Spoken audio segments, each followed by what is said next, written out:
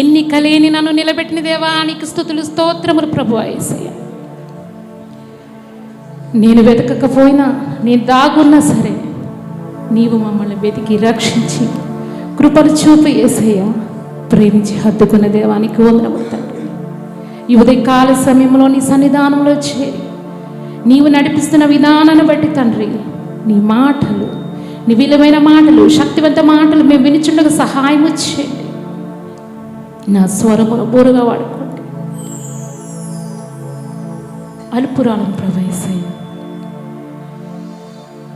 నా మనసులు ఈ వాక్యముపై కేంద్రీకరించడానికి సహాయం ఇచ్చి వినగలిగే చెవులు గ్రహించే మనస్సును మాకు ఇవ్వమని సహాయం ఇచ్చి నీ పరిశుద్ధాత్మతో నడిపించమని అడుగుతున్నాం ప్రభా.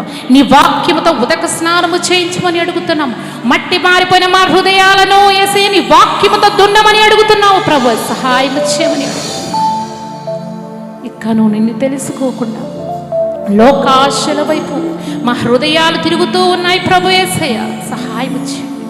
నీ సేవలో నడిపించమని అడుగుతున్నాము తండ్రి. సహాయం చేయండి. ఘనత మహిమ ప్రభావాలు మీరే పొందుకోమని యేసు పరిశుద్ధ నామమున ప్రార్థించుచున్నాము తండ్రి. ఆమేన్. అందరూ కూర్చుందాం. Very good morning to all and greetings to each and everyone. And my special thanks to again sister Mahala Elizabeth sister గారికి and also brother Elisha Raj and sister. Thank you so much for inviting. Actually today is very busy day. Sister గారు మరి phone చేసి కొన్ని రోజుల క్రితం, sister గారు మీరు మా సంఘానికి రావాలండి, అది చాలా చిన్న పరిచర్య, మీరు వస్తారా అని అడిగినప్పుడు చాలా సంతోషించాను నేను. ఎందుకంటే దేవుని యొక్క వాక్యాన్ని మనం ఏ పార్టీ వారమండి, ఆయన యొక్క వాక్యాన్ని మనము పంచుతున్నామంటే దేవుడిచ్చిన కృప, దేవుడిచ్చిన భాగ్యమును బట్టి నేను ఎంతో సంతోషించి తప్పకుండా వస్తాను అని చెప్పి రావడం జరిగింది. నన్ను జ్ఞాపకం చేసుకున్నందుకు సిస్టర్ గారికి వందనాలు ముందుగా. And really I'm very blessed to be here with you all. ఈ దినమున ఈ క్రిస్మస్ మాసములో మొదటి వారంలో ఈరోజు 4వ తారీఖు కదండి. ఆల్రెడీ ఫస్ట్కి క్రిస్మస్ స్టార్ట్ అయిపోయింది, సీజన్ వాడబడుతూ ఉన్నాము. ఈరోజు 4వ రోజు మీ దగ్గర ఉండడం జరిగింది. దేవునికి స్తోత్రం. మనమందరము కూడా దేవుని సన్నిధిలో ఇలా కూర్చొని దేవుని స్తుతించి ఆరాధించడం ఎంతో గొప్ప ధన్యత. 2 చేతులు ఆకాశం వైపు చాపుదాం. దేవునికి సగం సగం ఇష్టం ఉండదు. మనకే సగం సగం పెట్టేదే మనకు నచ్చదు కదా. మనకు నచ్చుతుందా? మరి దేవునికి ఎలా ఇష్టం అంటే పూర్తిగా 2 చేతులు ఆకాశము వైపు దేవునికి స్తోత్రం. హల్లెలూయా.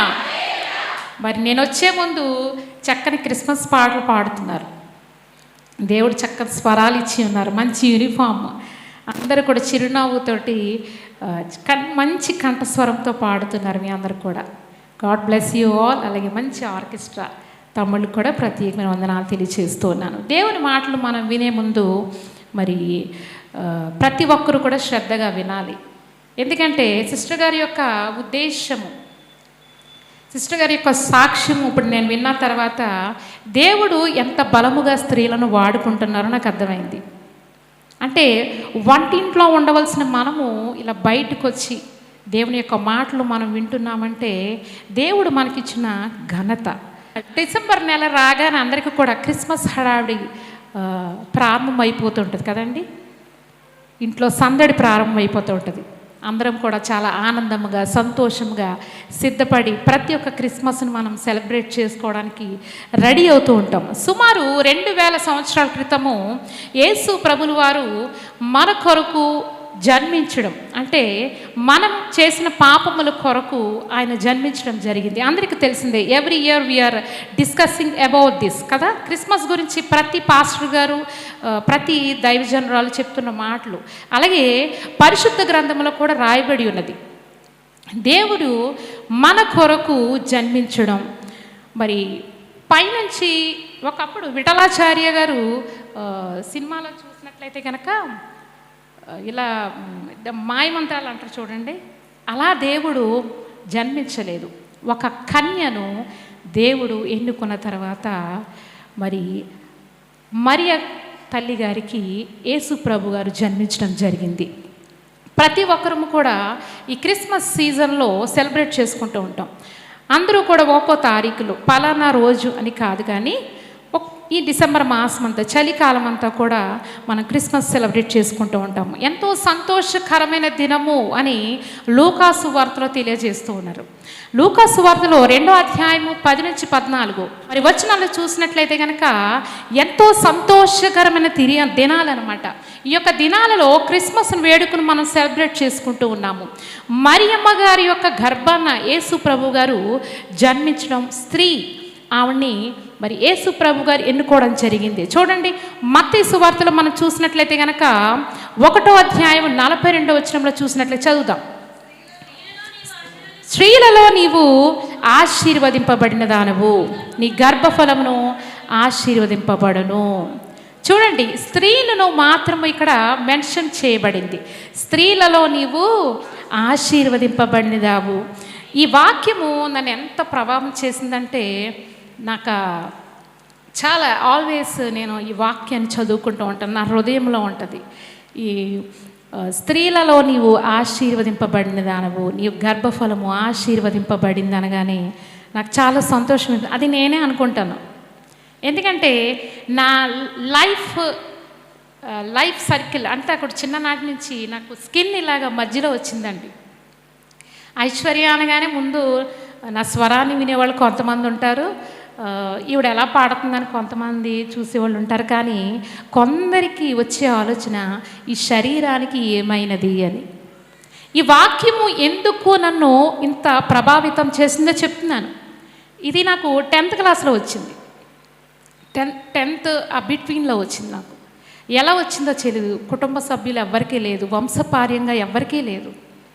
నేను ఆ చదువుకుంటున్న టీనేజ్ టైంలో ఈ యొక్క స్కిన్ డిసీజ్, విటలిగో అంటారు ఈ యొక్క డిసీజ్ని, ఇది ఎవరికి వ్యాపించదు, అంటువ్యాధి కాదు, ఎటువంటి సైడ్ ఎఫెక్ట్స్ కూడా ఉండవు. కానీ చూసే వాళ్ళకి ఇది అసభ్యకరంగా ఉంటుంది. పక్కకు రావడానికి, మాట్లాడడానికి.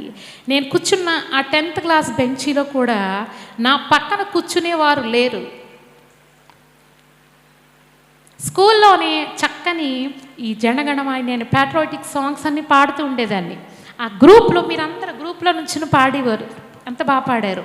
అలాంటి గ్రూప్లో ఉండవలసిన దాన్ని నేను యూనిఫామ్గా లేనని చెప్పి నన్ను పక్కన పెట్టేసిన రోజులు ఉన్నాయి. అయిపోయింది, చదువు అయిపోయింది. దేవుడు నేను 10th కూడా ఇంటి దగ్గర నుంచే రాశానండి, తెలవని విషయం అందరికీ. నా 10th క్లాస్ కూడా నేను ఇంటి దగ్గరే ప్రైవేట్గా నేను ఎగ్జామ్ సెంటర్కి వెళ్ళి ఎగ్జామ్ రాసుకొచ్చి ఇంటికి వచ్చేసేదాన్ని. స్కూల్ నుంచి నేను వెళ్ళలేదు. స్కూల్ వాళ్ళు సర్టిఫికేట్ ఇచ్చారు కానీ, హాల్ టికెట్ ఇచ్చారు కానీ, నేను ఇంటి దగ్గరికి వెళ్ళడం, ఇంటి దగ్గర నుంచి స్కూల్కి వెళ్ళడం, ఆ యొక్క సెంటర్కి వెళ్ళి ఎగ్జామ్ రాయడం, వచ్చేయడం జరిగేది. అలాగా దేవుడు మరి ఫస్ట్ ర్యాంక్ వచ్చేలా చేశారు నాకు అప్పట్లో. దేవునికి స్తోత్రం. మనకి దేవుడు ఉంటే చాలండి. ఈ జనము, ఈ మనుషులు, పాఠాలు చెప్పే టీచర్లు కూడా అక్కర్లే. ఎందుకంటే దేవుడే మనల్ని నడిపించేస్తారు, ఆయనే మనల్ని బోధిస్తారు. ఇదే స్కూల్ యాజమాన్యం కూడా సేమ్ అదే కాలేజీలో, మా కాలేజీలో చదువమ్మా అని చెప్పారు. చూడండి, దేవునికి స్తోత్రం. ఎవరైతే ఈ 10th క్లాసులో నిన్ను పక్కన పెట్టారో వాళ్ళే పిలిచి నీకు సీట్ ఇచ్చారు. మా కాలేజీలో చదువు తల్లి నువ్వని. ఇంటర్ అలా పూర్తి చేసేసాను. డిగ్రీ వచ్చేసరికి ప్రతి పేరెంట్కి, ప్రతి తల్లిదండ్రులకి ఒక బాధ ఉంటుంది. ఏంటి చెప్పండి? వయసులో ఉన్న ఆడపిల్ల ఇంట్లో ఉండగానే వాళ్ళకి దిగులు మొదలవుతుంది. పిల్లకి పెళ్ళవుతుందా లేదా, పెళ్ళవుతుందా, శరీరం అంతా ఇలా మచ్చలు వచ్చేసినాయి, ఎవరు చేసుకుంటారు, పెళ్ళవుతుందని. మా నాన్నగారు కూడా పాస్టర్ గారేనండి, మా అమ్మగారు కూడా పాస్టర్ గారే. కట్నం ఎక్కువిచ్చి పెళ్లి చేయాలి, ఆస్తులు ఇచ్చి పెళ్లి చేయాలి. ఈ శరీరంతో ఉన్న వాళ్ళు ఎవరు చేసుకుంటారు, ఎవరు ముందుకు వస్తారు? మీలాంటి సంఘానికి నేను వెళ్ళగా మరి ఒక దైవజనులు, ఆయన గారు కూడా పాస్టర్ గారు, రైసులు గారు అందరికీ తెలుసు. మరి వాళ్ళ అమ్మగారు సార్ గారు వచ్చి నన్ను చూసి మా అమ్మగారితో మాట్లాడడం జరిగింది. మీ అమ్మాయి స్వరం చాలా బాగుందండి, నేను కూడా చిన్నగా పాటలు పాడతాను, నాకు మీ అమ్మాయి నచ్చింది, మీకు ఇష్టం ఉంటే నాకు పెళ్లి చేయండి అని అడిగారు. దేవునికి స్తోత్రం. మీ ₹1 కట్నం నాకు వద్దు, మీ ఆస్తి కానీ మీ ఐశ్వర్యం కానీ నాకు వద్దు, ఆ యొక్క ఆశీర్వాదం నాకు పంపించండి మా ఇంట్లోకి అన్నారు. నేను ఆశీర్వాదంగా భావించారు మా సార్ గారు. దేవునికి స్తోత్రం. చూడండి, మరి ఈ యొక్క లూకా సువార్త 1వ అధ్యాయం 42వ వచనంలో ఈ లేఖనం ప్రతి స్త్రీకి వర్తిస్తుందండి. ప్రతి స్త్రీకి వర్తించినట్టే నాకు కూడా వర్తించింది. నేను అలాగే భావిస్తాను, దేవుడు ఈ వాక్యం నా కొరకే ఇచ్చారని. ఆశీర్వదింపబడిన దానవు. సార్ గారు అన్నారు అన్నమాట, ఆశీర్వదింపబడిందండి ఈ అమ్మాయి, మచ్చలు కాదు, నా కుటుంబాన్ని నాకు పంపించండి, నేను నా గుండెలో పెట్టి చూసుకుంటాను అన్నారు.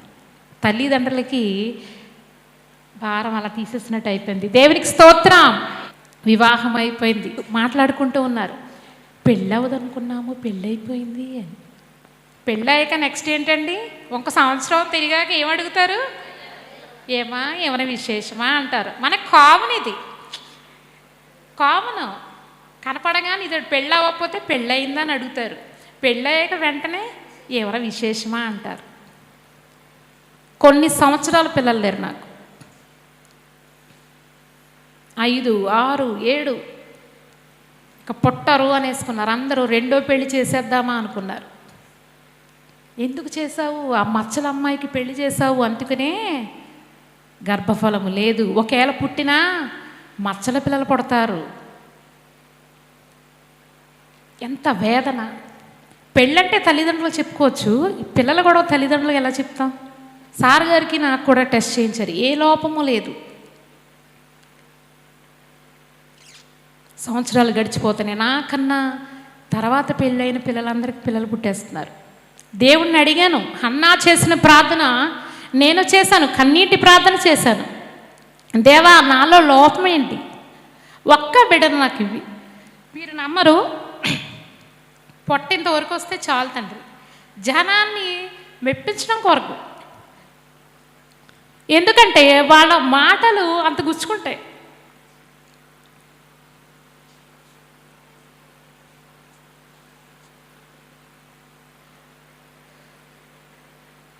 శరీరంతో ఉన్న నేను,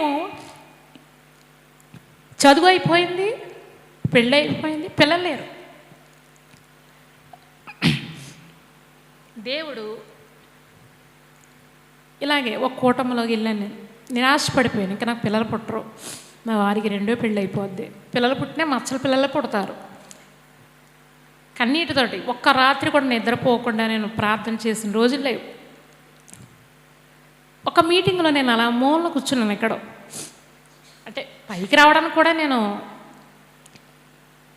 కనపడితే పిల్లలు ఎంతమంది అని అడుగుతారని భయం వేసి వెనకాల కూర్చునేదాన్ని. ఐశ్వర్యాన్ని నేను పిలుస్తూ ఉన్నాను, తొందరగా రావాలి స్టేజ్ మీదకి. ఆ రోజు దేవుడు నన్ను పట్టుకున్నాడు. దేవుడికి స్తోత్రం. నీ ప్రార్థన దేవుడు విన్నాడు తల్లి. నువ్వు నిద్ర లేని రాత్రులు గడిపావు, ఎన్నో అవమానాలు పడ్డావు, నిందలు పడ్డావు. ఈ రోజు మొదలుకొని ఇవన్నీ కూడా సమాధి చేయబడుతున్నాయి. నీవు 2010లో చక్కని బిడ్డను నువ్వు పొందుకోపోతున్నావు అని చెప్పి ఉన్నారు. పడిపోయాను, పడిపోయాను అలాగా. దేవుడు నాకు ఇంత యోగ్యతను ఇచ్చి ఉన్నారని. కోయిర్లో నన్ను వెనకాల పెట్టేసిన మనుషులు, చుట్టాల్లో కలుపుకొని మనుషులు, పిల్లలు లేరని పక్కన పెట్టేసిన మనుషులు, దేవుడు ఈరోజు కొన్ని వేల మందిలో నిలబడి దేవుని యొక్క సువార్తను పంచి సాక్షిగా నన్ను ఎన్నుకుని ఉన్నారు. దేవునికి స్తోత్రం. చక్కని మగపిల్లల్ని బిడ్డలు దేవుడిచ్చి ఉన్నారు. ఇద్దరు కూడా చక్కని పాటలు పాడతారు. ఒక బాబుని తీసుకొచ్చాను, ఒక అబ్బాయి హైయర్ సెక్షన్ స్కూల్కి వెళ్ళిపోయాడు. ఇద్దరు బిడ్డలు 7th స్టాండర్డ్ 8th స్టాండర్డ్ చదువుతున్నారు. ఇద్దరు కూడా పుట్టిన వెంటనే చూడడానికి వచ్చారు. మళ్ళీ మచ్చలేమైనా ఉన్నాయా అని వెతకడానికి. ఈ మనుష్యులు హృదయాలని పాడు చేసే రకాలందరూ కూడా, మనిషి ఏ విధంగా క్షీణించిపోతుందో, మనిషి ఏ విధంగా నాశనం అయిపోతుందని చూసే కాలంలో మనం బ్రతుకుతూ ఉన్నాము. కానీ నా గొప్ప దేవుడు నాకు చేయి అందించి నిలబెట్టి ఉన్నారు. దేవునికి స్తోత్రం.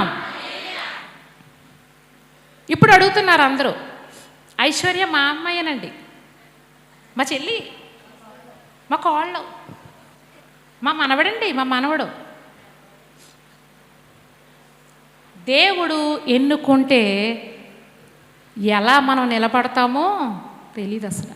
అంత ఉన్నత స్థితిలో దేవుడు మనల్ని నిలబెడతాడు. దేవునికి స్తోత్రం. మరి ఈ యొక్క వచనాన్ని మనం చదువుకున్నట్లయితే, స్త్రీలలో నీవు ఆశీర్వదింపబడిన దానవు, నీ గర్భఫలమును ఆశీర్వదింపబడును. దేవుని మీద ఎప్పుడైతే మనం ఆధారపడి ఉంటామో, ఎప్పుడైతే మనము ఆయన నమ్ముకొని ఉంటామో, మనం ఆశీర్వదింపబడిపోయినట్టే. మీరు అందరూ కూడా ఆశీర్వదింపబడినట్టే. ఈ స్థితిలో మీరు ఇలా కూర్చుని ఉన్నారంటే దేవుని యొక్క ఆశీర్వాదం ద్వారా మీరు ఇక్కడ కూర్చుని ఉన్నారు. ఆయన యొక్క కృప లేకపోతే మీరు ఇక్కడ ఉండరు. సిస్టర్ గారు పిలిస్తే మీరు రారు. దేవుని యొక్క నడిపు తిప్పి ద్వారా మీరు ఇక్కడ రావడం జరిగింది. దేవునికి స్తోత్రం. పరిశుద్ధ గ్రంథంలో చూసినట్లయితే కనుక ప్రతి స్త్రీ ఆశీర్వదింపబడిన వారే. ఇందులో కొంతమంది అయితే ప్రత్యేకంగా స్త్రీల గురించి ఆలోచించినట్లయితే కనుక హన్నా, ఎస్తేరు, దెబోరా, రూతు, ప్రిస్కిల్లా, ఇలా సమరయ స్త్రీ, ప్రతి ఒక్కరూ కూడా దేవుని పరిచర్యలు వాడబడిన వారు. వీళ్ళందరూ కూడా మీరు ఇప్పుడు సిస్టర్ గారు చెప్తూ ఉన్నారు, మరి ప్రతి మీటింగ్ మేము కలుసుకుంటామండి. చిన్నగా నేను సంఘం ఏర్పాటు చేసుకుని స్త్రీలందరినీ కూడుకుని నాకు చాలా సంతోషం అనిపించింది. ఎందుకంటే స్త్రీలు ఉద్యోగానికి వెళ్ళిపోయి ఉద్యోగ హడావిడిలో ఉంటే వీళ్ళు పని చేస్తూ దేవుని పరిచర్య చేస్తున్నారు. ఎంత గొప్ప భాగ్యం అసలు దేవుని పరిచర్య చేయడం. స్త్రీలుగా ఉన్న మనము దేవుని కొరకు వాడబడే వారంగా ఉండాలి. Only not for only house, we have to service the lord to. మనం దేవునితో కూడా నడిచే వారంగా ఉండాలి. స్త్రీకి ఎంత ప్రాముఖ్యత దేవుడు ఇచ్చి ఉన్నారంటే చూడండి, సామెతలు 14వ అధ్యాయం 1వ వచనం, జ్ఞానవంతురాలు తన ఇల్లు కట్టును, మూఢురాలు తన చేతులతో తన ఇల్లు ఓడబెరుకును. జ్ఞానయుక్తముతో, ధైర్యముతో, దేవుని మీద విశ్వాసముతో తన గృహమును కట్టుకోవాలంటండి. గృహమును కట్టమంటే మనము డబ్బులు బాగా దాసేసుకుని పోగేసుకుని ఇళ్ళు మీద ఇల్లు కట్టడం కాదు. గృహము అంటే దేవుని యొక్క ప్రేమతోటి, దేవుని యొక్క వాక్యముతోటి, దేవుని యొక్క ప్రశస్తత, దేవుని యొక్క సన్నిధానంతో మన గృహమును కట్టేవారంగా ఉండాలి. ఉదయం లేచిన దగ్గర నుంచి సాయంత్రం వరకు నీవు దేవునికి ఇచ్చే సమయం ఎంత మనం ఆలోచించుకోవాలి. మనకి మిర్రర్, మన మొహము మనం అద్దంలో చూసుకున్నట్లయితే మనం ఏ రీతిగా కనిపిస్తున్నామో మన బిడ్డలకు కూడా అలాగే కనిపిస్తాము, మన భర్తకు కూడా అలాగే కనిపిస్తాము.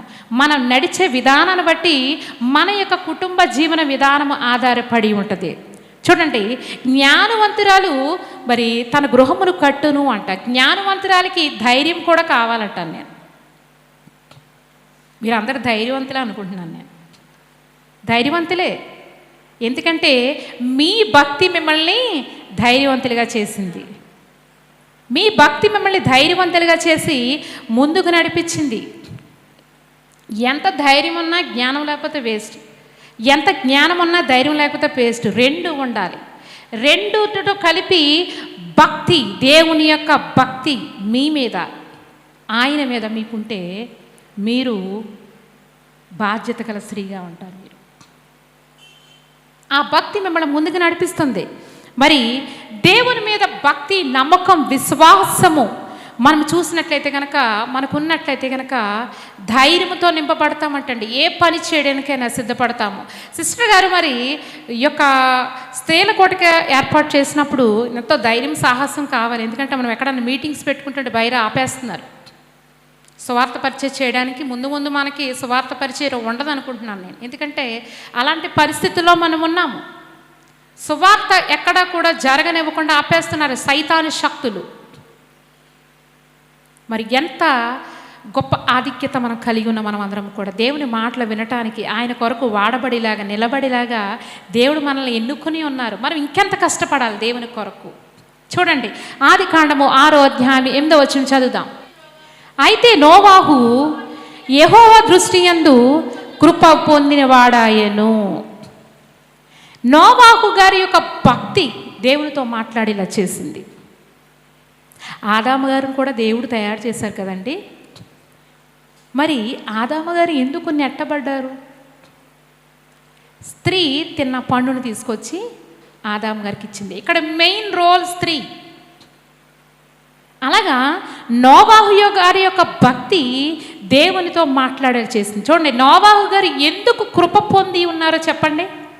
ఎందుకంటే తన భార్య సహకారిగా ఉంది కాబట్టి, తన భార్య సహకారిగా ఉంది కాబట్టి దేవుడు వచ్చి ఇలాగా మన యొక్క భూమిని అంతటిని నాశనం చేద్దాము, పాపంతో నిండిపోయింది కాబట్టి భూమిని నాశనం చేద్దాము, ఇలాగ ఈ కొలతతోటి ఒక ఓడను తయారు చేయమని చెప్పినప్పుడు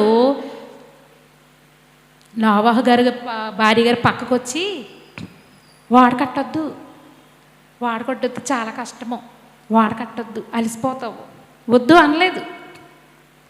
కొడుకుల్ని దాసేసుకోలేదు, కోడల్ని వద్దమ్మా అని చెప్పలే.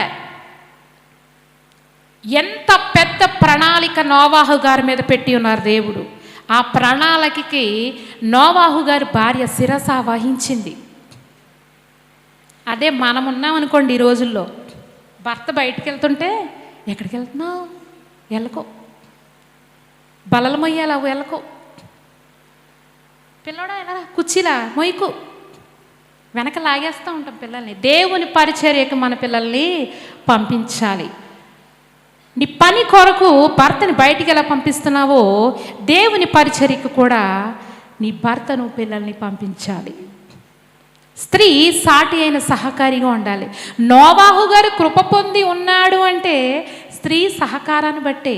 మన భర్త ఉన్నత స్థితిలోకి ఎదగాలి అంటే స్త్రీ సహకారం చాలా అవసరం. భర్తకు పేరు తెచ్చే విధంగా మనం ఉండాలి. కీర్తి ప్రతిష్టలు ఆయనకు ఒక్కరికే రావు, కుటుంబం అంతటికి వస్తుంది కదండి. నోవాహు గారు కృప పొందారంటే వారి భార్య వారి బిడ్డలకు కూడా కృప ఉంటుంది కదా. నోవాహు గారికి ఒక్కరికేనా కాదు, కుటుంబం అంతటికి కూడా ఆ కృప ఉంటుంది. నీ కుటుంబాన్ని నడిపించే శక్తి దేవుడు నీకు ఇచ్చినప్పుడు నీ కుటుంబాన్ని ఏ రీతిగా నువ్వు నడిపిస్తున్నావు ఈ రోజుల్లో మనం ఆలోచించుకోవాలి. దేవుని పరిచర్య కొరకు భర్తకు మనము విధేయులై ఉండాలి. భర్తకు మనము సాటి అయిన సహకారిగా మనం ఉండాలి. వెనక్కి లాగేయకూడదు. ఇలాగా నీ కుటుంబం అంతా ఆశీర్వదింపబడాలంటే దేవునిలో నువ్వు వాడబడాలి, దేవునిలో నువ్వు నలగబడాలి, దేవుని పనిలో నువ్వు పాలి భాగస్థుడివై ఉండాలి, సహకారిగా ఉండాలి. మంచి విషయాలలో సహకారిగా ఉండాలి. చెడ్డ విషయాల్లో ఎలాగా మనము వెళ్ళము అనుకోండి, మంచి జరుగుతున్న ప్రతి విషయంలో, ఆశీర్వాదకరంగా ఉన్న ప్రతి విషయంలో స్త్రీ సాటి అయిన సహకారిగా ఉండాలి. మరి అందుకే దేవుడు చెప్తూ ఉన్నారు, నోవాహు గారు కృప పొంది ఉన్నారు అంటే, కృప ఎందుకు పొంది ఉన్నారంటే నోవాహు గారు భార్య వల్లే. ఆవిడ పేరు బైబిల్లో లేదు, కానీ నేను చెప్తూ ఉన్నా, స్త్రీ జీవితం చాలా విలువైనదండి. దేవుని కొరకు మనము నిలబడి ఉండాలి. బిడ్డలను మనము దేవునికి పెంచేవారంగా ఉండాలి. మరి దేవుని యొక్క ఆజ్ఞ శిరస వహించి నోవాహు గారు నో నేను చేయను అనకుండా, ఎందుకంటే నమ్మకం, నా భార్య నాతో ఉంటుంది, నా బిడ్డలు నాతో ఉంటారు, నా కోడలు నాతో ఉంటారని నమ్మకం, పారిపోలేదు. ఆ ప్లానింగ్ చెప్పగానే ప్లానింగ్లో ఏ మార్పు లేకుండా నోవాహు గారు ఓడ కట్టి ఉన్నారు. ఈ క్రెడిట్స్ అంతా కూడా నోవాహు గారు భార్య. మరి ఎంత సహనమో చూడండి. నోవాహు గారు ఓడ కట్టేశారు, జలప్రళయం స్టార్ట్ అయిపోయింది. ఎలా ఎన్నేసి జంతువులు అని చెప్పారు, నేను మర్చిపోయాను, చెప్పండి. 2 చొప్పున జంతువులు. ఎన్ని రోజులు? 40 పగళ్ళు 40 రాత్రులు. జంతువులకు ఆహారం పెట్టాలి, నీళ్లు పెట్టాలి, వాటి యొక్క వేస్ట్ని తీయాలి. కొన్ని రాత్రి పగలు పడుకుంటే, కొన్ని పగలు పడుకుంటాయి, కొన్ని కొట్టే ఉంటాయి శబ్దాలు, కొన్ని అరిచే ఉంటాయి, కొన్ని తినేసే ఉంటాయి, కొన్ని పరిగెత్తే ఉంటాయి. ఇవన్నిటినీ కూడా బ్యాలెన్స్ చేసుకుంటూ చిరాకు పడకుండా, కోప పడకుండా, విసుగు పడకుండా ధైర్యముతో వాటన్నిటిని కూడా మెయింటైన్ చేస్తూ ఉంది ఆవిడ. దేవునికి స్తోత్రం. మనకు చిన్న మాట చెప్పగానే మనం విసుగు పడిపోతూ ఉంటాం, కోపపడిపోతూ ఉంటాం, చిరాకు పడిపోతూ ఉంటాం. ఆ రోజు చేయవలసిన పనులన్నీ కూడా పక్కన పెట్టేస్తూ ఉంటాం. దేవుని యొక్క బిడ్డలుగా మనము విధేయులుగా ఉండాలి, మౌనముగా ఉండాలి. మౌనంగా ఉన్నామంటే ఒక అమ్మాయి ఎలా ఉంటుంది, ఎప్పుడు చూసినా సమాధానం చెప్పరు, మౌనం. ఒక్కొక్కళ్ళు ఉంటారు మొత్తం పెంట చేసేస్తారు అంతా. అటు ఉండకూడదు, ఇటు ఉండకూడదు, బ్యాలెన్స్గా ఉండాలి. ఇప్పుడు కూడా స్త్రీ బ్యాలెన్స్గా ఉండాలి. ఆవేశపడిపోకూడదు, కోపపడిపోకూడదు, నీరసించిపోకూడదు. బ్యాలెన్సింగ్గా మనం బ్యాలెన్స్ చేసుకుంటూ కుటుంబాన్ని బ్యాలెన్స్గా నడిపించాలి. చూడండి, ఆవిడకున్న సహనము, ధైర్యము తన భర్తకు కృపను తెచ్చేదిగా ఉంది. ఆ ప్లానింగ్లో ఏ మార్పు లేదు. మొత్తం అన్నిటిని కూడా బ్యాలెన్స్ చేసుకుని దేవుని యొక్క చెప్పిన ఆ రోజుకి అందరూ కూడా సజీవంగా బయటకు వచ్చి ఉన్నారు. జ్ఞానముతో మనము ఇల్లు కట్టుకోవాలి అంటే డబ్బుతో ఇల్లు కట్టుకోకూడదు, ఆస్తులతో కాదు, ప్రేమ అనురాగాలతోటి ఆప్యాయతతో ఇల్లు కట్టుకోవాలి. దేవుని యొక్క వాక్యంతో ఇల్లు కట్టుకోవాలి. దేవుని యొక్క సన్నిధానాన్ని మనము అక్కడ చూపించాలి. చాలామంది భర్తలు ఇళ్ళకి వెళ్తాక కొంచెం భయపడుతూ ఉంటారు. ఆఫీస్లోనే ఎక్కువ గడిపేస్తూ ఉంటారు, పనుల్లోనే ఎక్కువ గడిపేస్తూ ఉంటారు. మనము భర్తకి ఆ గృహమును ఆనంద నిలయముగా మనము తయారు చేయాలి. అంటే రంగురంగు వస్తువులు నింపడం కాదు, ప్రశాంతతను మనము కలుగు చేసేవారంగా ఉండాలి. మనకు కూడా జాబ్స్ ఉంటాయి, జాబ్స్కి వెళ్ళిపోతారు, పనులకి వెళ్ళిపోతారు. కానీ మేము వచ్చేసరికి మా వారు కాఫీ పట్టుకుని నిలబడితే బాగుండు అనుకుంటాం. ఎంత చేసినా మన మొహంలో చిరునవ్వు పోకూడదు. దేవుడు స్త్రీని అందుకే ఎక్కువ మరి బైబిల్లో పొందుపరిచిన ఆశీర్వదింపబడిన దానము అంటే వీఆర్ వెరీ ఎలిజిబుల్. మనం అందరం కూడా క్వాలిఫై అయిన వాళ్ళు, డిస్క్వాలిఫై కాదు. నేను ఈరోజు నిలబడానంటే ఐఎమ్ క్వాలిఫై. దేవుడు ఎన్నుకున్నాడు నన్ను, దేవుడు నిలబెట్టి ఉన్నాడు. నేను తృణీకరింపబడిన దానను, నన్ను నలుగురిలో నిలబెట్టిన యేసయ్యకి నేను always I'm thankful to him. Because నేను అసలు వర్త్లెస్. దేవుని ప్రేమ అట్టి రీతిగా ఉంటుంది. నా మొహమును కూడా చూడలేని వారు నా మొహమును చూసి మాట్లాడే విధంగా దేవుడు నన్ను తయారు చేసి ఉన్నారు, అభిషేకించి ఉన్నారు. దేని కొరకు మనం నిరాశ పడకూడదు, అసహనానికి కోల్పోకూడదు. ఎందుకంటే మన వెనక్కున్నది గొప్ప దేవుడు మనల్ని నడిపిస్తాడు. దేవునికి స్తోత్రం. స్త్రీ పాత్ర గానుగ వంటిది. గానుగలో నువ్వులేస్తే నువ్వుల నూనె వస్తుంది, వేరుశనగ గుళ్ళేస్తే వేరుశనగ వస్తుంది, నువ్వేమేస్తే అదే వస్తుంది. నువ్వు ప్రేమతో పెంచావు అనుకోండి కుటుంబాన్ని, ప్రేమ నీకు తిరిగి వస్తుంది. నీ వేసే స్త్రీ యొక్క గానుగలో నువ్వేది వేస్తే అదే నీకు శ్రేష్టముగా మనకి తిరిగి లభిస్తుంది. ఈ సిస్టమ్ అంతటిని కూడా దేవుడు స్త్రీకి ముడిపెట్టి ఉన్నారు. మనము ఈ గానుగులో ఏమైతే వేసుకుంటామో అదే శ్రేష్టముగా మనము పొందుకుంటామని మనం నమ్మాలి. దేవునికి స్తోత్రం. కుటుంబం స్థిరంగా నిలబడాలంటే, ప్రేమ అనురాగం ఆప్యాయతలతోటి దేవునిలో ఎదగాలంటే